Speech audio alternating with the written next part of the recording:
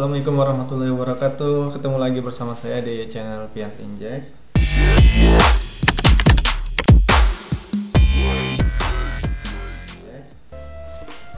Di video kali ini saya akan mencoba membuat atau mengisi cara pengisian tes data analis. Kebetulan kemarin ada yang menanyakan, meminta saya untuk mencoba mengisi tes Excel Shopee ya, untuk lamaran kerja di Shopee sebagai data analisnya. Oke, seperti apa contoh soal yang diberikan oleh Shopee, yaitu data sebagai jabatan data analis. Kebetulan saya sudah diberikan data sebagai berikut. Kira-kira seperti ini datanya. Oke, di sini ada dua sheet, ada sheet tes yang dimana kita diminta untuk mengisi data yang pada kolom yang masih kosong, dan instruksinya ada di bawah ini. Oke, dan sebagai sumber datanya ada di sheet database. Nah, ini dia data sumber datanya ya dari Shopee. Ini ada berapa record ya? Ada 54.448 data yang akan kita kelola. Oke, bagaimana kita coba mengisi tesnya? Di sini ada instruksinya. Kebetulan di sini menggunakan bahasa Inggris ya, karena Shopee mungkin karena suatu perusahaan multinasional ya. Oke, instruksi pertama yaitu use the VLOOKUP fungsi, misalnya gunakan fungsi VLOOKUP pada kolom C. Ini kolom C yaitu customer name, dan kolom D types. Jadi kita disuruh mencari customer name dari customer kode yang ada ini. Oke, kita coba di sini di kolom C kita gunakan fungsi VLOOKUP seperti yang diminta ya. Di sini kita tulis sama dengan VLOOKUP, ini pakai tab saja. Oke, value-nya adalah dari kolom B sini. Kemudian koma atau titik koma tergantung settingan dari komputer masing-masing ya. Kemudian kita koma, lalu tabel array-nya. Tabel array-nya kita gunakan tabel di sheet database. Ini adalah kita blok dari kolom B dan sampai customer name. Oke, dua saja karena ini yang kita mencari adalah customer name-nya. Kemudian tambahkan koma lagi, dan kita mencari kolom indeksnya. Dari dua kolom yang kita blok tadi, dari B dan C, kita ingin mencari kolom indeksnya adalah kolom customer name. Berarti kolom B ini adalah kolom indeks pertama dan customer name indeks kedua. Di sini kita tambahkan berarti kolom kedua. Oke, kemudian tambahkan koma lagi. Di sini kita diminta untuk memasukkan true atau false ya. Dimana true itu adalah data yang mirip dari data yang dicari. Tapi jika kita memilih false, itu adalah data yang benar-benar pas gitu ya, benar-benar sama persis. Kita menggunakan false. Oke, kita pilih tab, kemudian tutup kurung, kita enter saja. Oke, customer name-nya kita sudah ketemu. Untuk yang data selanjutnya kita bisa klik saja pada kolom C yang pertama, kemudian di titik kotak kanan bawahnya sampai muncul tanda plus ini, di double klik saja. Oke, di sini kita sudah mendapatkan customer name. Kemudian kita akan mencari di kolom D untuk teksnya. Kemudian sama ya, menggunakan VLOOKUP juga. Ini sama dengan VLOOKUP juga kita tekan, maaf ya, itu saja. Ini VLOOKUP, kita pakai tab dan kita cari value nya sesuai dengan kolom B dan koma, kita blok tabelnya pada database, kita blok dari customer kode kolom B sampai dengan teks. Berarti di sini ada 3 kolom. Kolom B adalah kolom pertama, C adalah indeks kedua, dan D adalah indeks ketiga. Kita koma, tentukan indeksnya adalah indeks ketiga. Koma lagi, kita pilih false. Tekan tab, kemudian tutup kurung, enter. Oke, di sini kita udah dapatkan teksnya ya. Kita double klik aja di pojok kanan bawahnya. Oke, kita sudah dapatkan isi dari teks ya. Jadi kita sudah menyelesaikan soal atau instruksi yang pertama, nomor 1. Kemudian kita lanjutkan ke instruksi yang kedua. Use the SUMIF function in column A, quantity box, and column F, total weeks. Jadi kita disuruh menggunakan fungsi SUMIF untuk mencari quantity box pada kolom E dan total weeks pada kolom F. Oke, kita gunakan fungsi dari SUMIF ya. Lupa error.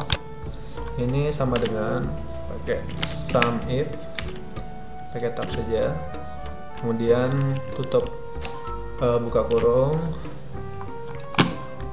Oke, ringnya kita mencari ring dari customer kode dari sumber database-nya. Di sini kita blok pada kolom B, kemudian koma, kita mencari kriteria. Kriterianya berdasarkan dari kolom B. Kemudian kita koma lagi, kita cari untuk penjumlahannya, kolom apa yang akan kita cari. Yang akan kita jumlahkan adalah kolom quantity box-nya. Kita klik di pada kolom H. Oke, tutup kurung, di enter saja. Oke, di sini kita sudah dapatkan quantity box-nya. Ini kita bisa double klik aja di pojok kanan bawahnya. Oke, untuk kolom E kita sudah mendapatkan isiannya ya. Kemudian kita lanjutkan kepada total weeks. Sama total weeks-nya sama, pakai menggunakan SUMIF juga. Kita ambil ringnya dari customer kode di database. Kemudian koma lagi. Kita tentukan kriteria berdasarkan kolom B. Kemudian kita totalkan, koma lagi di database pada kolom total quantity box-nya, total weeks-nya. Oke, total weeks-nya kita klik pada kolom E. Oke, tutup kurung, kita enter saja. Oke, di sini kita sudah dapatkan total weeks-nya. Kita double klik aja pada selnya. Oke, di sini kita sudah dapat total week. Jadi kita kasih tanda baca ya, koma ya, titik koma, biar mudah dibaca aja. Oke, di sini kita sudah menyelesaikan instruksi atau soal nomor 2. Kita akan mencari jawaban untuk soal nomor 3. Use the basic multiplication fungsi in the G and H column referring fresh data record. Oke, kita disuruh menggunakan fungsi dasar pada kolom G dan kolom H untuk mencari fresh di data record. Oke, ini kita disuruh mencari harga per quantity box-nya berdasarkan total dari quantity box ini. Jadi total per quantity box-nya adalah di tabel ini, price per quantity box. Per quantity box-nya adalah 100.000, per week-nya adalah 1 juta. Jadi di sini pada kolom G kita bisa sama dengan saja quantity box dikalikan harga per box-nya. Kemudian ini agar tidak berubah, untuk perkalian pada kolom per boxnya ini kita blok saja di I19, kemudian tekan pada F4 sampai ada muncul tanda dolarnya. Jika tidak berfungsi F4 bisa ditambah sendiri aja tanda dolarnya, kemudian di enter. Oke, kita sudah mendapatkan total ganti boxnya. Ini kita double klik aja. Oke, di sini kita sudah mendapatkan total ganti boxnya dari price-nya. Kita tambahkan tanda amount-nya. Oke, untuk price-nya per week-nya juga sama. Kita tinggal kalikan saja total week dikalikan price per week-nya. Oke, di sini F4 lagi. Oke, di sini di enter. Oke, kita sudah temukan jawaban dari total week-nya, price total week-nya. Ini double klik aja. Oke, kita berikan tanda koma. Oke, soal nomor 3 kita udah dapatkan. Kita lanjutkan untuk soal keempat. Soal keempat adalah use the if function in column E with the criteria text kolom PKP. Oke, di sini kita disuruh menggunakan fungsi if pada kolom I, di mana kriteria jika pada kolom teks adalah PKP maka hasilnya adalah 10%, tapi jika PTKP adalah 0%. Berarti kita berdasarkan kolom D. Oke, di teks amount ini kita bisa menggunakan fungsi if sama dengan if buka kurung. Jika di kolom D ini sama dengan tanda petik sama dengan PKP, tutup petik 2 lagi, maka hasilnya koma buka tanda petik 2, maka hasilnya adalah 10%. Tutup tanda petiknya lagi, tambahkan koma lagi. Jika selain PKP maka hasilnya 0%. Tutup tanda petik 2 lagi dan tutup kurung. Ini di enter saja. Oke, di sini maka jika ini PKP maka hasilnya 10%. Coba kita double klik aja di pojok kanan bawahnya. Oke, di sini sudah ada yang PTKP adalah 0%. Di sini ada PKP, ini 10%. Oke, kita sudah dapatkan jawaban untuk nomor 4. Oke, kita lanjutkan di instruksi yang kelima. Nomor 5, use the basic addition function in column J with reference to column GH. Oke, kita menggunakan fungsi dasar pada kolom J, di mana referensinya berdasarkan pada kolom G, H, dan E. Kita mencari total amount. Oke.